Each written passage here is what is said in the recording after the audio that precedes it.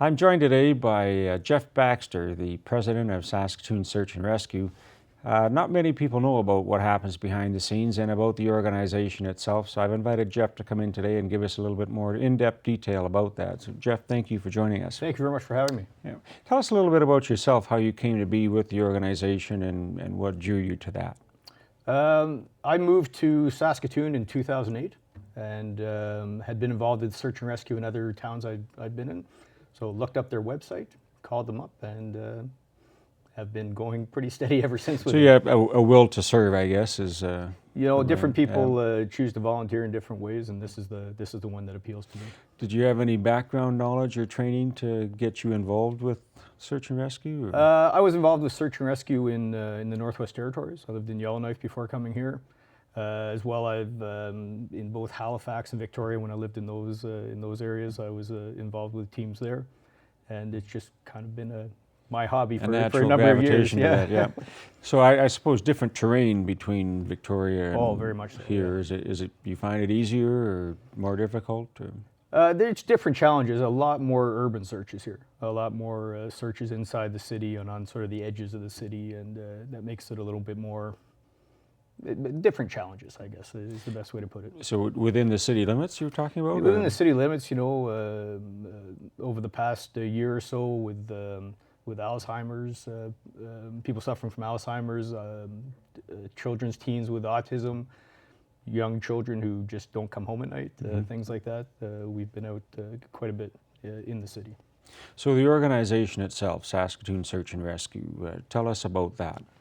Saskatoon Search and Rescue was started up in about 2007, not all that long ago, really, after there was a great big snowstorm incident in town. And the Emergency Management Office decided they needed to better leverage volunteers in town and got some folks together to start up Saskatoon Search and Rescue. Over the past years, we've grown to I think we're about 41 members right now, of trained members. Folks who put a whole pile of time into training. Nominally it's one evening and one Saturday a month, but it ends up being a whole pile more than that when it comes out. We work really closely with the Saskatoon Police Service, work really closely with the Emergency Management Office in Saskatoon, and with the RCMP out of Regina to be able to support whatever they need us to do.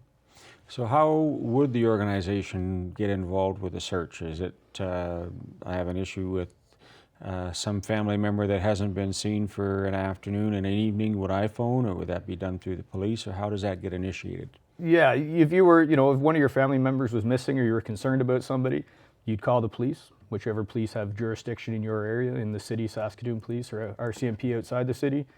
I guess one thing that we're trying to let everybody know with that is there's some misinformation or some old information that you have to wait 48 hours or you have to wait a certain period of time. As soon as you're concerned that somebody's not where they should be, call the police. They can start working the problem and get things moving.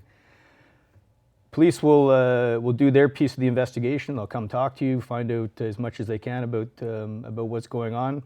They'll run through their sort of own decision process as to how urgent the search is. And then they'll give myself or one of the other search managers a call. And that usually, oddly enough, ends up being sometime between 1 and 3 o'clock in the morning. I don't know why, but that's the magic hour. So on TV, they find people in an hour. Can you find people in an hour, or how long does it take, depending on circumstances, I guess? It's all over the place. We've had a number of searches in town where we haven't even arrived on the scene. The police, just by the police presence and getting their own cars there, they managed to solve it before we even arrive on scene. So within half an hour of being called. We have searches that we've worked on that haven't been solved. And those are a little frustrating, but that we spent 2 or 3 days or more actively searching on, the police continuing to investigate, but there is no solution or resolution for them yet. And that's, you mentioned urban and rural, so that'll be handled through the police department, through to your organization. So do you have an on-call list? This is all membership-based, but it's volunteer. All volunteer, yeah. There's there's nobody's paid, no stipends, nothing. It's all volunteer. People provide their own equipment, their own outdoor gear and that, and donate their time. So yeah, once the police service, whether it's RCMP or Saskatoon Police, call one of our search managers, call me for instance, I'll kind of go through a process with them to make sure it's a safe search for us, to make sure it's within our capabilities. I don't want to put our people out At to risk, something sure, that doesn't yeah. make sense. I want to make sense. I want to make sure we can actually do something for them. In some cases, we've been called for searches that don't really have a starting point.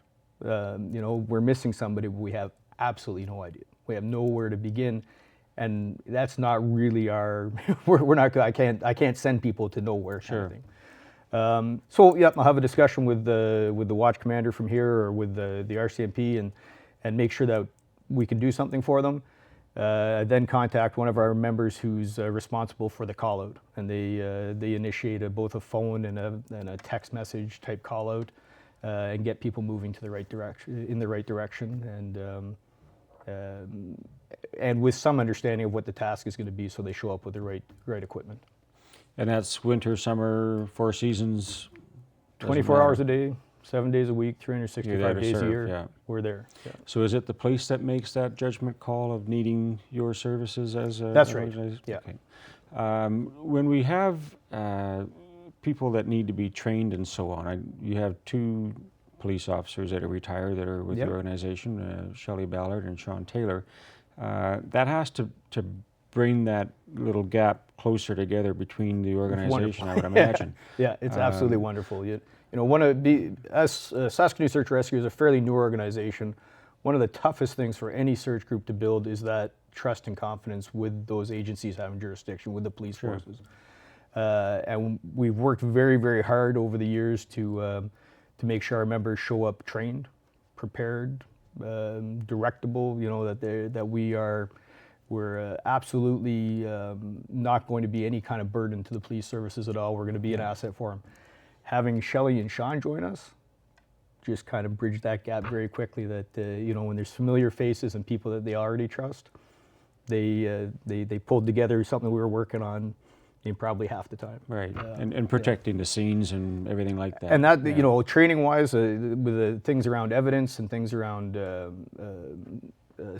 both scene safety and scene integrity, yeah, it's great having them, because that's not a piece of my expertise kind of thing. So having them there saying, hey, this is the way you should be taking notes, and this is the way you should be dealing with scenes, and it's a real benefit. So when we need your services outside of the city, how far will you travel if someone's missing in Pelican Narrows or? Yeah, we've been up as far as L'Orange and over to Battleford and down towards the Regina area and that kind of thing. We'll travel. Normally, what will happen is it'll be an RCMP call if we're going to be leaving the area in most cases, and they just make that determination about how many people they need for a particular call. The evidence cases that we were talking about a little bit earlier, where they're looking for very detailed things, take a lot of people. If you're looking at inch by inch along the ground. So we've been to a few of those where we've sent a bunch of folks down to do that inch by inch crawl, looking for. So they're on their hands and knees Hands actually and looking knees. for clues then. There's a gridded out area squared off using string basically, and a person's assigned to square and get in there and find. In that case, we're finding teeth is what folks were coming up with. And then you could work with someone like Professor Ernie Walker and do an identification forensically that way, And that I guess. particular search, Ernie Walker was running the search, and he's been a great supporter. Earlier this year, we had a training day all around evidence search and forensic search. He came and gave some great lectures on it and helped us set up the field portion of that to be able to train people on the proper procedures and how things should work to make sure that those things are done right. Because as you know, when they go to court, it has to be right. You would need, I would imagine, equipment to help with that search. Or how does that get funded? All through fundraising. We've had some very generous donors over time that have helped us purchase our command trailer. Kingsman Club of Saskatoon has been fantastic for us. We've purchased in the past GPS units to be able to document our search well, and Dakota Dunes was great in helping us out with that. Most recently, we've upgraded, or really got reasonable equipment at all. Radio equipment, communications equipment, so we're able to talk to our people in the field, and we're able to talk back to those agencies having jurisdiction. It's not bad in the city where cell phones work all the time, but if you've traveled around Saskatchewan at all, cell phone coverage isn't guaranteed. Right. So we've made sure that we have some good equipment in our command trailer so that we're able to stay in contact as much as possible.